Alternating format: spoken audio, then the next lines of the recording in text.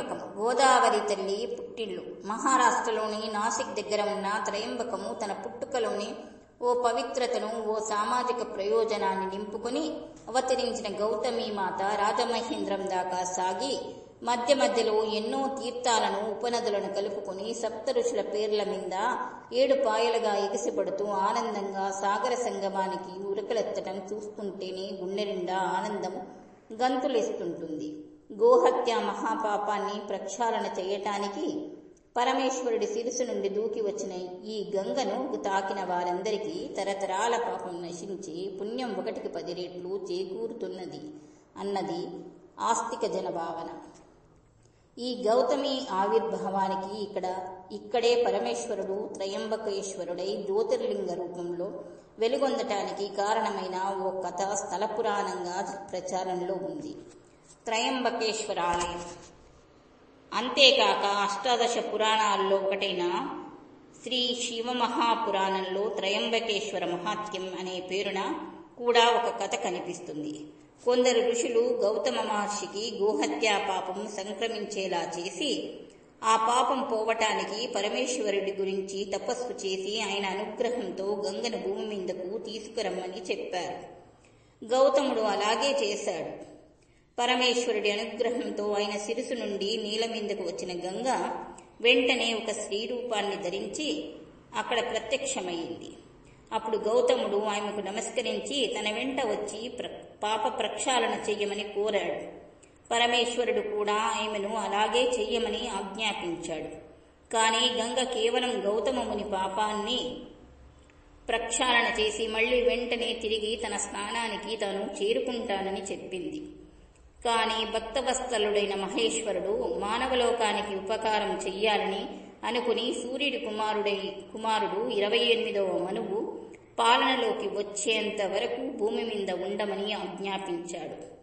అందుకు గంగ భూలోకంలో తనకు అందరికన్నా అన్నిటికన్నా విశేష శక్తిని కలిగించటం, దానితో పాటు పరమేశ్వరుడు కూడా పార్వతితోనూ శివగణాలతోనూ కూడి తన సమీపంలోనే ఉన్నట్లయితే తన భూలోకంలో ఉండటానికి ఎటువంటి అభ్యంతరము లేదని తనకు ఆ వరాన్ని ప్రసాదించమని వేడుకుంది. ఆ మాటలకు పరమేశ్వరుడు కాదనలేకపోయాడు. గంగను ఈశ్వరుడు అలాగే అనుగ్రహించిన వెనువెంటనే అక్కడికి దేవతలు, ఋషులు, అనేక తీర్థాల సమూహాలు వచ్చి చేరాయి. వారంతా పరమేశ్వరుడికి, గంగకు, గౌతముడికి జయ జయ ధ్వానాలు పలికారు. ఆ తర్వాత బ్రహ్మ, విష్ణు తదితర దేవతలంతా ముక్తకంఠంతో పరమేశ్వరుణ్ణి స్తుతించారు. ఈశ్వరుడప్పుడు ప్రసన్నుడై ఏదైనా వరం కోరుకోమని అన్నాడు. ఆ మాటలకు సంతోషించి ఆ దేవతలంతా కూడా భూమి మీద అవతరించిన గంగను భూమి మీదే ఉండేలాగా చేయమని ప్రార్థించారు. అయితే అంతలోనే గంగాదేవి కల్పించుకొని ఆ దేవతలంతా కూడా ఎందుకు భూమి మీద ఉండకూడదని అన్నది. అయితే వారు ఆమెకు సమాధానమిస్తూ గురువు ఎప్పుడు సింహరాశిలో ఉంటాడో అప్పుడు తమంతా నిస్సంశయంగా గంగలోకే వచ్చి నివసిస్తామని చెప్తారు. 11 సంవత్సరాల పాటు తమంతా మానవుల పాపాలను ప్రక్షాళనం చేసే పనిలో నిమగ్నమై ఉండి 12వ సంవత్సరంలో తమ మాలిన్యాలని పోగొట్టుకునేందుకే ఇలా వస్తున్నట్లు కూడా చెప్పారు. సింహంలో గురుడు ఉన్నంత వరకు తాము గంగలో ఉంటామని, అప్పుడు శంకరుడిని దర్శించి తమ పాపాలను కడిగేసుకుంటామని, ఆ తర్వాత కూడా గంగ అనుమతి పొంది మాత్రమే తమ నిలవులకు వెళ్తామని దేవతలంతా గంగాదేవికి చెప్పారు. ఆ మాటలకు గంగ ఎంతో సంతోషించింది. ఆనాటి నుండి ఆ ప్రదేశంలో పరమేశ్వరుడు తన గణాలతోనూ పార్వతితోనూ త్రయంబకేశ్వరుడుగా అవతరించాడు. సంస్కృత భాషలో అంబకము అనే పదానికి కన్ను అనే అర్థం ఉంది. 3 కన్నులు గలవాడు కనుక ఆయన త్రయంబకుడయ్యాడు. గంగ కూడా ఆనాటి నుండే గౌతమిగా మారిపోయింది.